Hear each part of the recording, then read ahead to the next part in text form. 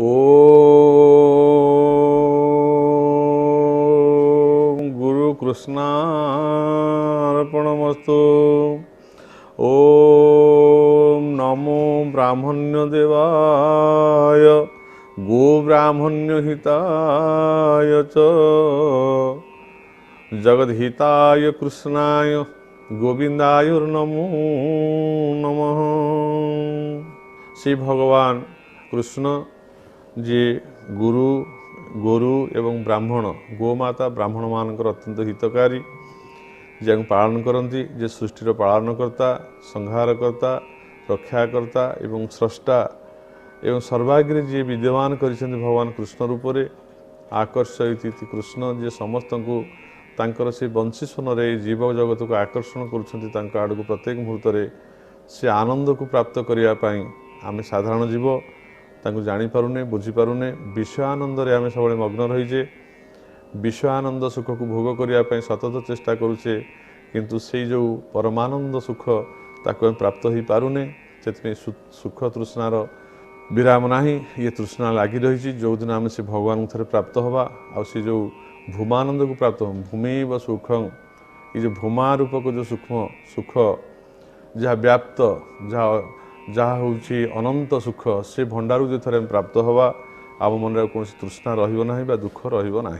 से भगवान जो देखिले जे युद्ध क्षेत्र में अर्जुन को विषादग्रस्त, से जापारूना कौटा ठीक कौटा भूल, कौन करवा उचित कौन न करवा उचित, मु युद्ध करी कि युद्ध करी से भाव में अर्जुन को मोह हो विषाद हो।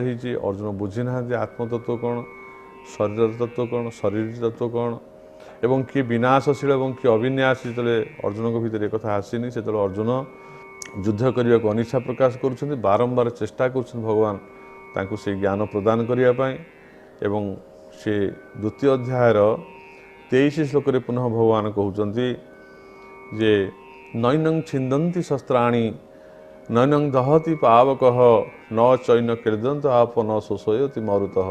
नैनं छिंदन्ति शस्त्राणि नैनं दहति पावकः न चैन क्रीडन्त आप न शोषयति मारुतः।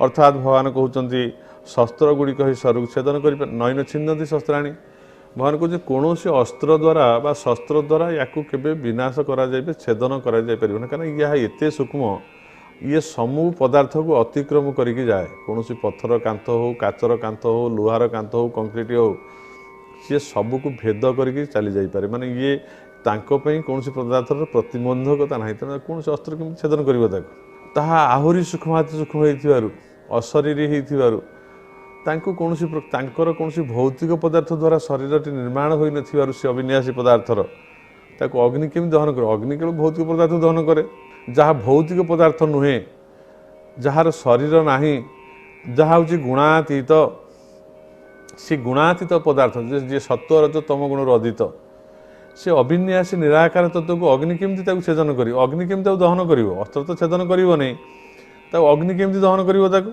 अग्नि जल पार। अग्नि क्या जल सुखिला काठ, सुखिला बाउंश जलिला कंचा जिनस पड़े मत से जाड़, कारण जहाँ पंचभूत तैयारी यथा पृथ्वी, जल, अग्नि, वायु, आकाश, जो पंचभूत रहा एमानकर पंचीकरण द्वारा, एमान सम्मिश्रण द्वारा, एमानकर विघंटन द्वारा, एमाने मिशिबा द्वारा जो शरीर तैयारी होता है बा जिते पदार्थ जड़ पदार्थ संसार आम देखुचे, ये प्रत्येक जड़ पदार्थ को अग्नि दहन कर अस्त्र छेदन कर, किंतु अस्त्र तो ताको स्पर्श कर ना, सी एत सूक्ष्माति सूक्ष्म सूक्ष्म अस्त्र केमी छेदन कर, कारण सी तो कौन भौतिक पदार्थ नुहे ना।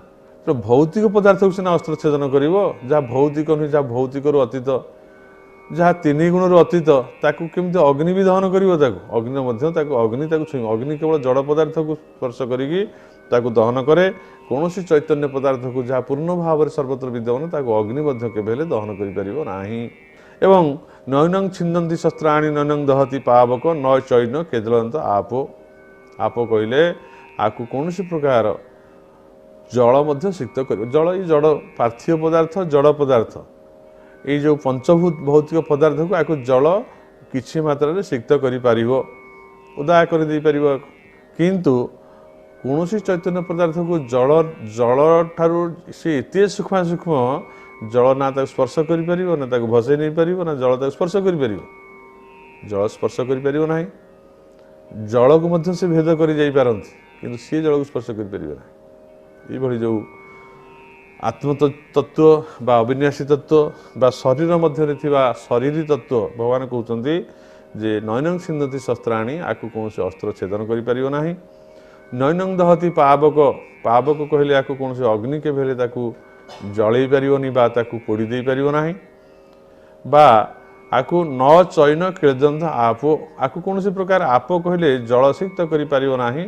न शोषयति मारुति जमी पवन बहिवा द्वारा आम ओदा लुगाटे सुखई से शुष्क कर वस्त्र को प्रत्येक पदार्थ सुखई दौची से भाव में ये आत्मतत्व को कौन प्रकार पवन स्पर्श कर पवन सूक्ष्म ताठार केते सूक्ष्मातीत सूक्ष्मता अवर्णनीय जे कि पवन स्पर्श पवन भेद कर चली जमी पवन आगे जदि गोटे कौन पहाड़ पड़ुछि कि कांथ पड़ुछि कंक्रीट ढलई पड़ुछि पवन भेदिक से पाक जापरुनी गोटे बेलून भितर जदि आम ब्लाडर भितर पवन को पूरे दौचे जदि ट्यूब भितर पवन भर्ती कर जापर आबद्ध होगी रही किंतु ये पदार्थ आत्मचैतन्य पदार्थ अविनाशी पदार्थ ये ताकू भेद कर पड़े तो फटिवर आवश्यक प्रति एत सूक्ष्मातीत ये कंक्रीट ढलई कांथ को भेदीज पत्थर को भेदीज पहाड़ को भेदीज ये सब को भेद कर पलैज ये सब भितर प्रवेश कर पलैज आपको कौन प्रकार किए धरी पारे या तेणु से ये अवस्था किए शोषण कर पवन शोषण कर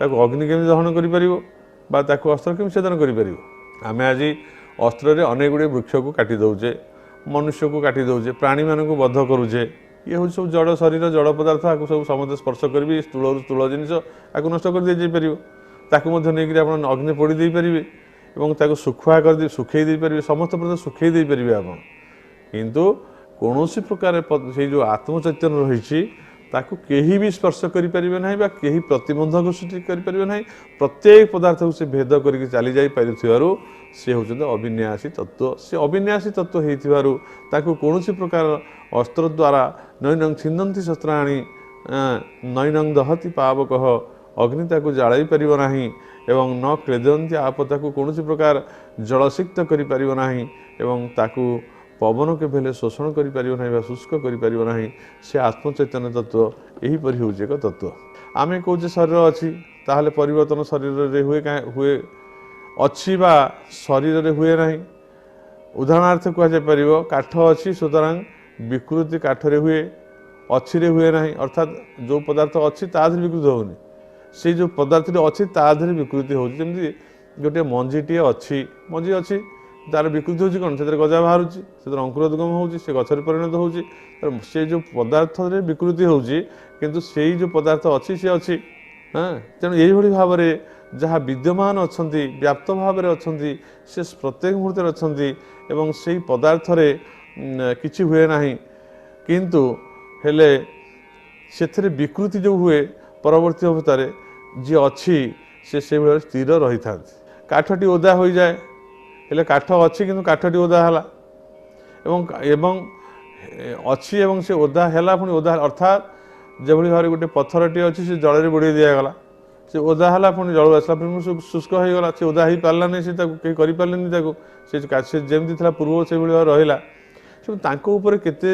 बन्या केते बात्या केते झड़झंझा केते अग्नि केते कौन सब बहीजे किंतु कहीं स्पर्श करें ना ताप कौन उदाहरण ना आप जेहेतु से अविनाशी सूक्ष्मातीत सूक्ष्म पदार्थ ताकू कौन प्रकार कहीं अस्त्र छेदन करें कि अग्नि दहन करें ये कथा भल भाव बुझीज जहाँ कहीं जार शरीर ना जे तीन गुण सत्व रज तम गुण जी अतीत जे पंचभूत जी तैयारी नहांती जहाँ को किए स्पर्श करना जहाँ को देखा जाऊ नहीं ताको केमती किए धरी पार ताको किए केमती नष्ट कर दे पार तेणु ताहा हूँ अविनाशी ताहा नष्ट हो पारे ना चाहिए कहीं केवे नष्ट करें ना ताहा हूँ एभली एक पदार्थ पुनः भगवान अर्जुन को कहते से द्वितीय अध्याय 24 श्लोक जे अच्छेद्य अयमदाह्य अयम क्लेद्य अशस्य वच नित्य सर्वगत स्थाणु अचल अयं सनातन अच्छेद्यो अयमदाह्य अयम क्लेद्य शस्य वच नित्य सर्वगत स्थाणुर अचल अयं सनातन এই শরীরକୁ ଛେଦନ କରାଯାଇପାରେ ନାହିଁ, ଜଳା ଯାଇପାରେ ନାହିଁ, ଆର୍ଦ୍ର କରାଯାଇପାରେ ନାହିଁ, ଶୁଷ୍କ କରାଯାଇପାରେ ନାହିଁ, କାରଣ ଏହା ନିତ୍ୟ, ସର୍ବବ୍ୟାପୀ, ଅଚଳ ଏବଂ ସ୍ଥାଣୁ ଏବଂ ଏହା ଅନାଦି। ଏହାର ସ୍ଥିତି ସବୁବେଳେ ଥିବାରୁ, ଇଏ ସବୁବେଳେ ଅପରିବର୍ତ୍ତିତ ଅବସ୍ଥାରେ ରହୁଥିବାରୁ, ତାର କୌଣସି ପରିବର୍ତ୍ତନ ହୋଇନଥିବାରୁ କୌଣସି ପରିସ୍ଥିତିରେ ବି ତାକୁ ପରିବର୍ତ୍ତନ କରାଯାଇପାରିବ ନାହିଁ, କୌଣସି କାରଣରେ ନୁହେଁ, କୌଣସି କାଳରେ ବି ନୁହେଁ। ଆଜି ହେଇନି, କାଲି ହେବନି, କି ପୂର୍ବରୁ ହେଇନଥିଲା, ଇଏ ଯେମିତି ଅଛି ସେଇ ସ୍ଥିତିରେ ସବୁବେଳେ ରହିବ। ତେଣୁ ତୁମେ ଯେଉଁ ମନ ଦୁଃଖ କରୁଛ ଯେ ମୁଁ ଆକୁ ମାରିଦେଲେ ଏଇସବୁ ରହିବେନି, ମୁଁ ଯାହାକୁ ମାରିଦେବି ସେ ଆଜି ଅଛନ୍ତି କାଲି ରହିବେନି, ତମ ଧାରଣା ଏଇଆ ହେଉଛି ତ? ନା କ'ଣ କହୁଛ ଅର୍ଜୁନ? ଯେ ତୁମ ମନ ଭିତରେ ଆସୁଛି ଯେ ଯେଉଁମାନେ ଅଛନ୍ତି ମୋ ସମ୍ମୁଖରେ, ଯୋଦ୍ଧାମାନେ, ମୋର ଯେଉଁମାନେ ରଣାଙ୍ଗନରେ ଅଛନ୍ତି, ମୋର ନିଜର ଆତ୍ମୀୟ ସ୍ୱଜନମାନେ, ସେମାନେ ଅଛନ୍ତି, ମୁଁ ମାରିଦେଲେ ସେ ରହିବେନି, ଏଇ ଧାରଣାକୁ ଭୁଲ ମନ ଭିତରେ ଭାବନା। ଇଏ ଯେମିତି ଥିଲେ ସମସ୍ତେ ଅଛନ୍ତି, କେହି କିଛି ନଷ୍ଟ ହେବେ ନାହିଁ। ଯାହା ନଷ୍ଟ ପଦାର୍ଥ ନଷ୍ଟ ହେବ। ଏମାନେ ସମସ୍ତେ ଅବିନ୍ୟାସୀ ତତ୍ତ୍ୱ, ଏମାନେ ସମସ୍ତେ ଦିବ୍ୟ ଆତ୍ମ। ଏ ଆତ୍ମମାନଙ୍କୁ କେହି କେବେ ନଷ୍ଟ କରିପାରେ ନାହିଁ। ଏଇ କଥା କହୁଛନ୍ତି ଭଗବାନ ଯେ ତାଙ୍କୁ ଅସ୍ତ୍ର ଛେଦନ କରିପାରିବ ନାହିଁ। ତୁମେ ଯାହାକୁ ଅସ୍ତ୍ରରେ ଛେଦନ କରିବ ସେଇଟା କେବଳ ଗୋଟେ ବସ୍ତ୍ର ପରି ଶରୀରକୁ ସିନା ଛେଦନ କରିବ। ଇଏ ଶରୀରକୁ ତୁମେ ଛେଦନ କରିବ ସେ ହେଇପାରିବ। ଇଏ ଶରୀରକୁ ତୁମେ ଜଳେଇ ଦେଇପାର, କିନ୍ତୁ ତା ଭିତରେ ସେ ଯେଉଁ ଆତ୍ମଚୈତନ୍ୟ ବା ଆତ୍ମତତ୍ତ୍ୱ, ତୁମେ ତାହାକୁ କେବେ ନଷ୍ଟ କରିପାରିବ ନାହିଁ, ତାକୁ ତୁମେ କେବେ ଜଳେଇ ଦେଇପାରିବ ନାହିଁ। ସେ ହେଉଛି ଅମୃତ ତତ୍ତ୍ୱ, ତାର ଅବିନ୍ୟାସୀ ତତ୍ତ୍ୱ, ତାହାର କେବେ ମୃତ୍ୟୁ ହୁଏନି। ବାରମ୍ବାର ଭଗବାନ ଚେଷ୍ଟା କରୁଛନ୍ତି, ସତତ ଚେଷ୍ଟା କରୁଛନ୍ତି ଅର୍ଜୁନ ଭିତରେ ଏଇ କଥାକୁ ପ୍ରବେଶ କରିବା ପାଇଁ। ଅବ୍ୟକ୍ତ ଅୟମ ଚିନ୍ତ ଅୟମ ବିକାର୍ଯ୍ୟ ଅୟମୁଚ୍ୟତେ ତସ୍ମାଦେକଂ ବିଦିତେନ ନାନୁଶୋଚିତୁ ମହର୍ଷି। ପୁଣି 25 ନମ୍ବର ଶ୍ଲୋକରେ ଭଗବାନ ପୁନଃ ସେ କଥା କହୁଛନ୍ତି, ଏହି ଦେହି ପ୍ରତ୍ୟକ୍ଷ ଦୃଷ୍ଟିଗୋଚର ହୁଏ ନାହିଁ, ଏହା ଚିନ୍ତନର ବିଷୟ ନୁହେଁ, ଏହାକୁ ନିର୍ବିକାର କୁହାଯାଏ। ତେଣୁ ଏ ଦେହକୁ ଏପରି ଜାଣି ଶୋକ କରିବା ଉଚିତ ନୁହେଁ। ତେଣୁ ତୁମେ ଯେଉଁ ଶୋକ କରିକି ଭାଙ୍ଗି ପଡ଼ୁଛ, କ'ଣ କହୁଛ ଶୋକ? ଯେ ମୋର ଏମାନେ ଜ୍ଞାତି କୁଟୁମ୍ବ ଭାଇ, ମୁଁ ଦ୍ରୋଣଙ୍କୁ ମାରିଦେବି, ମୋତେ କାନ୍ଦ ମାଡ଼ିବ, ମୋର ଲୋକ ନାହାନ୍ତି। ମୁଁ ଯାହା ସାଙ୍ଗେ ପିଲାଦିନେ ଖେଳୁଛି ସାଙ୍ଗମାନେ ଯିଏ ଦୁର୍ଯ୍ୟୋଧନ ସପକ୍ଷରେ ଅଛନ୍ତି, ଅଶ୍ୱତ୍ଥାମା ଆଦି, ଏବଂ ମୁଁ କର୍ଣ୍ଣ ବି ହୁଅନ୍ତୁ ନା କାହିଁକି, ସେ ଦୁର୍ଯ୍ୟୋଧନ ମାନେ ହୁଅନ୍ତୁ ନା କାହିଁକି, ତାଙ୍କ ସହଭାଗୀ ହୁଅନ୍ତୁ, ଏମାନେ ସମସ୍ତେ ଆଙ୍କୁ ମୁଁ ମାରିବି କାହିଁକି? ତୁମେ ଯେଉଁ ଶୋକ କରୁଛ ମାରିବା ପାଇଁ, କିନ୍ତୁ ପ୍ରକୃତରେ ତୁମେ ମାରୁନା ତାଙ୍କୁ। ଯେମିତି ପୂର୍ବରୁ ଥିଲେ ଆଜି ବି ଅଛନ୍ତି, ଭବିଷ୍ୟତରେ ରହିଥିବେ। ଆଉ ତୁମେ ଯେଉଁ ଶରୀରକୁ ଚାହୁଁଛ ନଷ୍ଟ କରିଦେବା ପାଇଁ ଅସ୍ତ୍ରଶସ୍ତ୍ର ଦ୍ୱାରା, ତୁମେ ନଷ୍ଟ କଲେ ସେ ନଷ୍ଟ ହେଇଯିବେ। ତେଣୁ ଯିଏ ନଷ୍ଟ ହେଇଛନ୍ତି, ଯିଏ ମୃତ୍ୟୁବତ ଅଛନ୍ତି, ତୁମେ ତାଙ୍କୁ ମାରିବାକୁ ଚେଷ୍ଟା କର ବା ଇଏ ଯୁଦ୍ଧ କରିବା ପାଇଁ ତୁମେ ଯେଉଁ ଭାବୁଛ, ମନ ଭିତରେ ଆଶଙ୍କା କରୁଛ ମୋହଗ୍ରସ୍ତ ହୋଇକି, ଏ ମୋହ ଗୁଡ଼ିକ ସବୁ ଦୂର କରିଦିଅ। କାରଣ ତୁମେ ଯାହାକୁ ଦେଖୁଛ ସ୍ୱଚ୍ଛ କରି ପ୍ରତ୍ୟକ୍ଷ ଭାବରେ, ଇଏ ହେଉଛି ସବୁ ଜଡ଼ ଶରୀର। ଶରୀର ଭିତରେ ଯେଉଁ ଚେତନ ସତ୍ତା ଅଛି, ଆତ୍ମଚୈତନ୍ୟ ସତ୍ତା, ଯାହା ପାଇଁ ଆଖି ଦେଖିପାରୁଛି, ଯାହା ପାଇଁ କାନ ଶୁଣିପାରୁଛି, ଯାହାଦ୍ୱାରା ପ୍ରତ୍ୟେକ ମୁହୂର୍ତ୍ତରେ ତୁମେ ଗୋଟିଏ ନିଶ୍ୱାସ ଛାଡ଼ୁଛ, ଗୋଟିଏ ନିଶ୍ୱାସକୁ ଗ୍ରହଣ କରୁଛ, ଏବଂ ଯାହାଦ୍ୱାରା ତୁମେ ରସନା ଦ୍ୱାରା ସମସ୍ତ ସ୍ୱାଦକୁ ଗ୍ରହଣ କରୁଛ, ଆଘ୍ରାଣ କରୁଛ, ଏବଂ ଏ ଶରୀର ଚର୍ମ ଦ୍ୱାରା ସ୍ପର୍ଶ କରି ଯେଉଁ ଶୀତ ଉଷ୍ଣ ଆଦି ସମସ୍ତ ସୁଖ ଦୁଃଖକୁ ତୁମେ ତାକୁ ଅନୁଭବ କରୁଛ। ଇଏ ସମସ୍ତ କଥା ଯାହା କରୁଛ, ଏସବୁ ଶରୀରର ଧର୍ମ ବା ଇନ୍ଦ୍ରିୟମାନଙ୍କର ଧର୍ମ, ଏବଂ ଏଥିରେ ତୃଷ୍ଣା ଅଛି, ଏଥିରେ ବିତୃଷ୍ଣା ଅଛି, ଏଥିରେ ଜନ୍ମ ଅଛି ଏବଂ ଏଥିରେ ମୃତ୍ୟୁ ଅଛି। ଯେଉଁଥିରେ ସୃଷ୍ଟି ହେବାର ସମ୍ଭାବନା ଅଛି ସେଥିରେ ବିନାଶ ହେବ, ଯେଉଁଥିରେ ଜନ୍ମ ହେବାର ସମ୍ଭାବନା ଅଛି ତାର ମୃତ୍ୟୁ ହେବ। ତେଣୁ କିଛି ସମୟ ପାଇଁ ଏମାନେ ଆସନ୍ତି, କିଛି ସମୟ ପରେ ଚାଲିଯାଆନ୍ତି। ତେଣୁ ସେଥିପାଇଁ କୌଣସି ଶୋକ କରିବାର ଆବଶ୍ୟକ ନାହିଁ ବୋଲି ଭଗବାନ କହୁଛନ୍ତି। ତୁମେ ଏ କଥା ଜାଣିପାରିଲେ, ତେଣୁ ଏଥିପାଇଁ ଶୋକ କର ନାହିଁ। ପୁନଃ 26 ଶ୍ଲୋକରେ କହୁଛନ୍ତି, ଅଥ ଚୈନଂ ନିତ୍ୟ ଜାତଂ ନିତ୍ୟଂ ବା ମନ୍ୟସେ ମୃତଂ ତଥାପି ତ୍ୱଂ ମହାବାହୁ ନୈବଂ ଶୋଚିତୁ ମହର୍ଷି।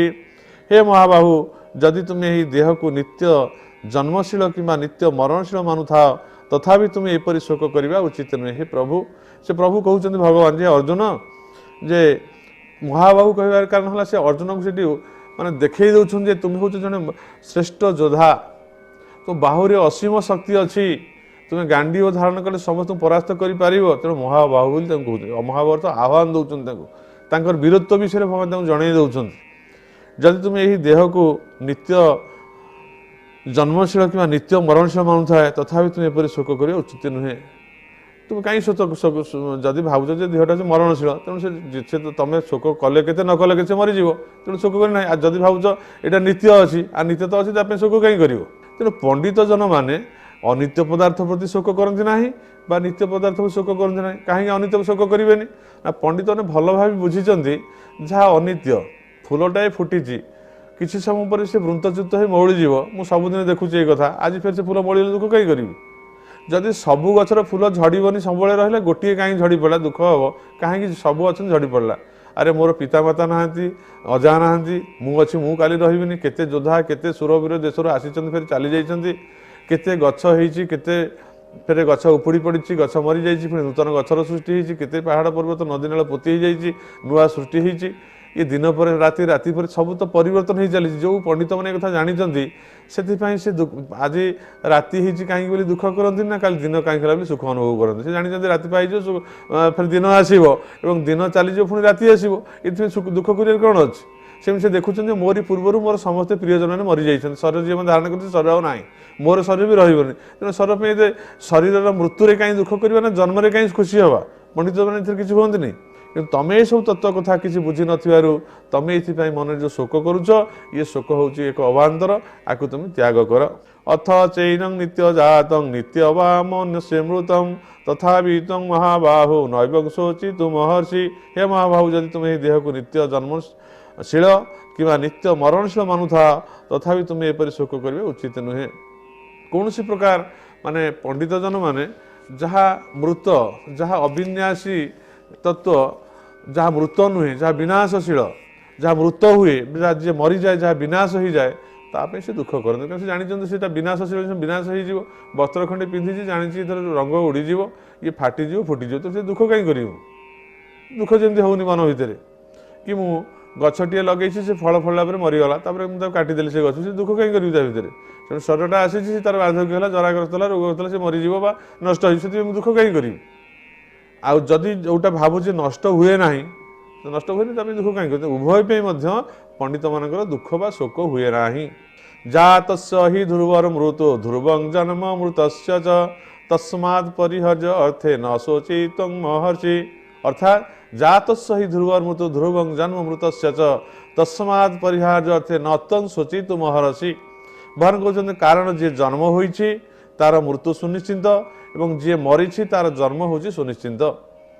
ଅର୍ଥାତ୍ ଯିଏ ଜନ୍ମ ହୋଇଛି ଜାତସ୍ୟ ହି ଧ୍ରୁବର ମୃତ୍ୟୁ, ଯିଏ ଜନ୍ମ ହେଇଛି ମାନେ ନିଶ୍ଚୟ ମରିବ। ଜନ୍ମ ହେଇକି ଚିରସ୍ଥାୟୀ କେହି ରହିବ, କାରଣ ପରିବର୍ତ୍ତନ ହେଉଛି। ମାତୃଗର୍ଭରେ ଭ୍ରୂଣଟିଏ ବଢ଼ିଲା, ଅଙ୍କୁରୋଦ୍ଗମ ହେଲା, 10 ମାସ ପରେ ସେ ଭୂପୃଷ୍ଠକୁ ଆସିଲା, ସେ ସମସ୍ତ ଦେଖିଲା, ଚାଲିଲା, ଖେଳିଲା, ବୁଲିଲା, ଧୀରେ ଧୀରେ ତାର ବୃଦ୍ଧିପ୍ରାପ୍ତ ହେଲା।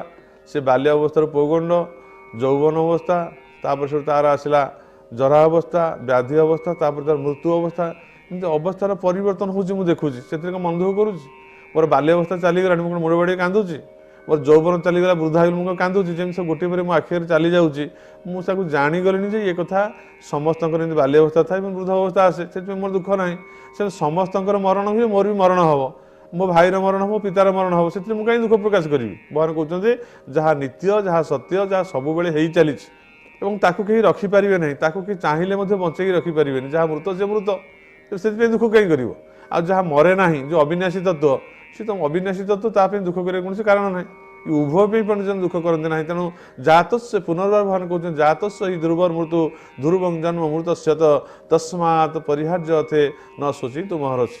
ୟାକୁ କୌଣସି ପ୍ରକାର ଏହା ପାଇଁ କେହି ଦୁଃଖ କରିବାର ଆବଶ୍ୟକ ନାହିଁ ବା ଶୋକ କରିବାର ଆବଶ୍ୟକ ନାହିଁ। କାହିଁ ଶୋଚନା କରୁଛ?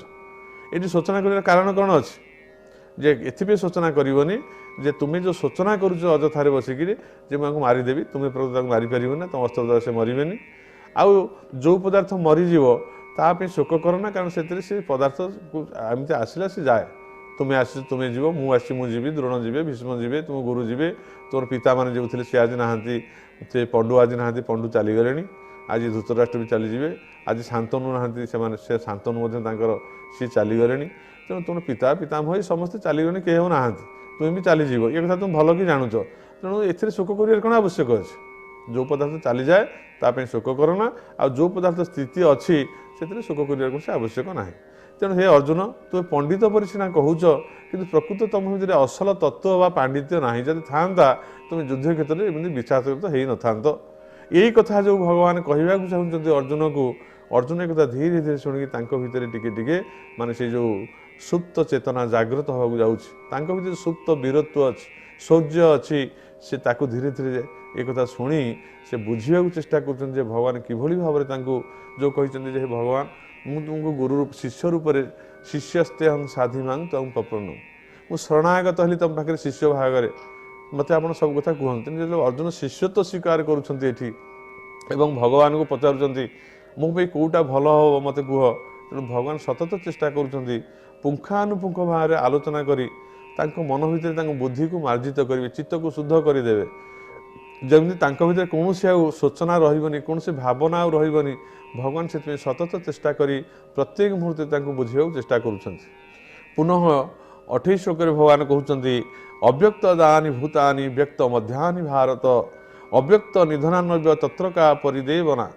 ହେ ଅର୍ଜୁନ, ହେ ଭାରତ, ଜନ୍ମ ପୂର୍ବରୁ ସକଳ ପ୍ରାଣୀ ଅବ୍ୟକ୍ତ ଥିଲେ, ମୃତ୍ୟୁ ପରେ ମଧ୍ୟ ଅବ୍ୟକ୍ତ ହୋଇ ରହିବେ, କେବଳ ମଧ୍ୟକାଳରେ ହିଁ ବ୍ୟକ୍ତ ଭଳି ଦେଖାଯାଉଛନ୍ତି। ଅବ୍ୟକ୍ତ ଦାନି ଭୂତାନି ବ୍ୟକ୍ତ ମଧ୍ୟାନି ଭାରତ, ଯେ ସେ କହୁଛନ୍ତି ଜସ୍ତୁ ଯସ୍ୟାଦିରନ୍ତତ ସବେ ମଧ୍ୟଞ୍ଚ ତସ୍ୟ ସନ୍। ଅର୍ଥାତ୍ ଯାହା ଜନ୍ମ ହେବା ପୂର୍ବରୁ ସୃଷ୍ଟିକୁ ଯେତେବେଳେ ତୁମେ ଆସିଛ ସେତେବେଳେ ତୁମେ ତମ ଶରୀରର ଜଡ଼ ଶରୀର ନଥାଏ, ତୁମେ ଆତ୍ମଚୈତନ୍ୟ ଥିଲା ସେତେବେଳେ। ତାହା ଥିଲା ଅବିନାଶୀ ତତ୍ତ୍ୱ, ତାହା ବିନାଶ ନୁହେଁ। ଏବଂ ତାହା ଥିଲା ଅବ୍ୟକ୍ତ, ଯାହାକୁ ବ୍ୟକ୍ତରେ ପ୍ରକାଶ କରାଯାଇପାରିବ ନାହିଁ, କାରଣ ତାକୁ କେହି ଦେଖୁନାହାନ୍ତି, ତା ଶରୀର ନାହିଁ। ବ୍ୟକ୍ତ କେତେବେଳେ ହେଲା ନା ବ୍ୟକ୍ତ ମଧ୍ୟାନି ଭାରତ, ଏ ଶରୀରଟି ବ୍ୟକ୍ତ ହେଲା, ଅର୍ଥାତ୍ ଆମକୁ ଦେଖାଗଲା, ଆମେ ତାକୁ ଜାଣିଲେ। କେତେବେଳେ ଜାଣିଲେ? ମଧ୍ୟବର୍ତ୍ତୀ ସମୟରେ। ଆଗରୁ ପୂର୍ବରୁ ମାତୃଗର୍ଭକୁ ଆସିବା ପୂର୍ବରୁ ଅବ୍ୟକ୍ତ ଥିଲା, ଶରୀର ନଥିଲେ, ତାକୁ କେହି ଦେଖୁନଥିଲେ, ଜାଣୁନଥିଲେ। ଏବଂ ଯେତେବେଳେ ଶରୀରଟି ଧାରଣ କରି ମାତୃ ଜନ୍ମ ହେଲା, ଜଣାଗଲା ଯେ ଇଏ ଗୋଟେ ମଣିଷ ପିଲାଟି ଜନ୍ମ ହେଲା, ଆକୁ ନାଁ ଦିଆଯିବ, ଇଏ ଆସ୍ତେ ଆସ୍ତେ ବଢ଼ିବ। ତ ଶରୀରଟି ହିଁ ବ୍ୟକ୍ତ ହେଲା, କେବଳ ମୂଳରୁ ଥିଲା ଅବ୍ୟକ୍ତ, ଶରୀର ମାଧ୍ୟମରେ ବ୍ୟକ୍ତ ହେଲା। ଶରୀର ସବୁ ଧୀରେ ଧୀରେ ଜନ୍ମ ହେଲା, ଜରା ହେଲା, ବ୍ୟାଧି ହେଲା, ତାର ମୃତ୍ୟୁ ହେଇଗଲା, ଶରୀର ସେ ତ୍ୟାଗ କରିଦେଲା। ତାହେଲେ କ'ଣ ଜଣାପଡ଼ିଲା?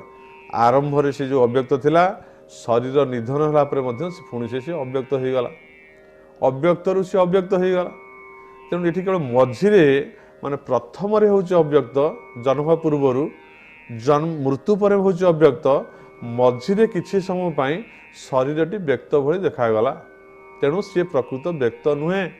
ଏଥିରୁ ଜଣାପଡ଼ିଲା ଯେ ମୂଳରେ ଯିଏ ଅବ୍ୟକ୍ତ, ଶେଷରେ ଯିଏ ଅବ୍ୟକ୍ତ, ମଧ୍ୟରେ ମଧ୍ୟ ସେ ଅବ୍ୟକ୍ତ ପଦାର୍ଥ ଶରୀର ଧରି ବ୍ୟକ୍ତ ପରି ଦେଖାଯାଉଛନ୍ତି। ତେଣୁ ମୁଁ ଥିଲି ପୂର୍ବରୁ, ଏ ଶରୀର ଭିତରେ ବର୍ତ୍ତମାନ ଅଛି, ଏବଂ ଶରୀର ନିଧନରେ ମଧ୍ୟ ମୁଁ ଥିବି। ଏଇ ତତ୍ତ୍ୱକୁ ବୁଝେଇ ଆତ୍ମତତ୍ତ୍ୱ ହେଉଛି ଅବିନାଶୀ ତତ୍ତ୍ୱ, ଆକୁ କେହି ମାରିପାରିବେ ନାହିଁ, ଏଇ କଥା ଭଗବାନ କହି ଅର୍ଜୁନକୁ ବୋଧ ଦେଉଛନ୍ତି। ଆଜି ଭଗବଦ୍ ଗୀତାରେ 28 ଶ୍ଲୋକରେ ଆମେ ବିଶ୍ରାମ ନେବା। ଆଜି ପାଇଁ ଆମର ସମୟ ହେଇଯାଇଛି। ଆସନ୍ତାକାଲି ପୁଣି ପ୍ରାତଃ ସମୟରେ ଆମେ ଭଗବଦ୍ ଗୀତା, ଯାହା ଭଗବାନଙ୍କର ମୁଖ ନିଃସୃତ ବାଣୀ, ଯାହା ହେଉଛି ଅମୃତ ତୁଲ୍ୟ, ଯାହାକୁ ଶୁଣିଲେ ଜନ୍ମ ଜନ୍ମାନ୍ତର ପାପ ଖଣ୍ଡନ ହୋଇଯାଏ ଏବଂ ମନୁଷ୍ୟର ଆତ୍ମଚୈତନ୍ୟ ଜାଗ୍ରତ ହୁଏ, ମନୁଷ୍ୟର ସ୍ୱରୂପକୁ ସେ ଜାଣିପାରେ ଏବଂ ସମସ୍ତ ଶୋକରୁ ଅତିକ୍ରମ କରି ଆନନ୍ଦ ଧାମରେ ପ୍ରବେଶ କରେ। ଏବଂ ସେ ଯେଉଁ ଜନ୍ମ ମୃତ୍ୟୁର ଯେଉଁ ଚକ୍ର ଅଛି ଦୁଃଖ, ସେ ତାକୁ ଆତ୍ୟନ୍ତିକ ଦୁଃଖରୁ ସେ ମୁକ୍ତ ହୋଇଯାଏ। ତେଣୁ ଆପଣମାନେ ସମସ୍ତଙ୍କର ସେଇ କଥା ନିଶ୍ଚିନ୍ତ ହେବ, ଯେଉଁମାନେ ଆକୁ ଆନ୍ତରିକ ସହକାରେ ଭଲ ଭାବରେ ଆକୁ ଶୁଣୁଛନ୍ତି ଏବଂ ସେମାନେ ସମସ୍ତଙ୍କର ହିଁ ଭଗବାନ କୃଷ୍ଣଙ୍କର ବା ବାସୁଦେବଙ୍କର କୃପା ପ୍ରାପ୍ତ ହେବେ, ଏଥିରେ ସନ୍ଦେହ କରିବାର କାରଣ ନାହିଁ। ତେବେ ଆଜି ଆମେ ସମସ୍ତଙ୍କର ମଙ୍ଗଳ କାମନା କରି ଏଇଠି ବିଶ୍ରାମ ନେଉଛୁ ଏବଂ ଭଗବାନଙ୍କୁ ଅନନ୍ତ କୋଟି ପ୍ରଣାମ ଜ୍ଞାପନ କରୁଛୁ। ସର୍ବେ ଭବନ୍ତୁ ସୁଖିନଃ, ସର୍ବେ ସନ୍ତୁ ନିରାମୟା, ସର୍ବେ ଭଦ୍ରାଣୀ ପଶ୍ୟନ୍ତୁ, ମା କଶ୍ଚିତ୍ ଦୁଃଖ ଭାଗ ଭବେତ୍। ଓମ୍ ଶାନ୍ତି, ଓମ୍ ଶାନ୍ତି, ଓମ୍ ଶାନ୍ତି।